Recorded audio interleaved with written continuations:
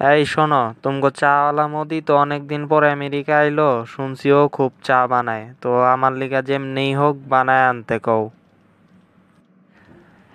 উনি তো এখন মন্ত্রী, অনেক চা বানানো তো ভুইলা গেছে। আচ্ছা স্যার, দেখতাছি, আমি ওনারে বলতাছি, ঠিক আছে।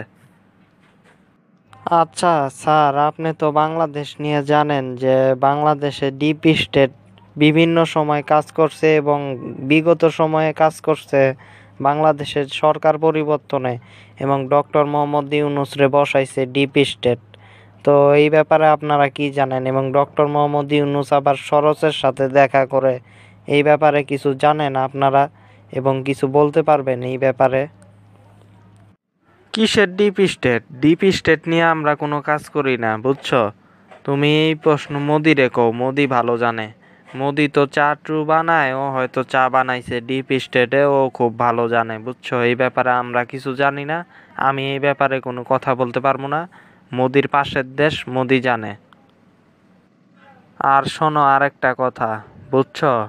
আমাদের পণ্যের উপরে যদি শুল্ক বাড়ানো হয় তাহলে আমরাও কিন্তু বাড়ামো, বুঝছো?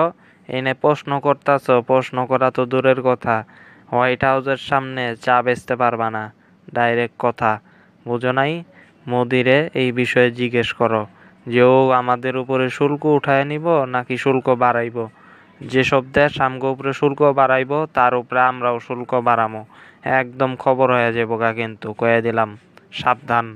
চা বেচতে পারবা না, চা বেচা ছুডামু তুমগো।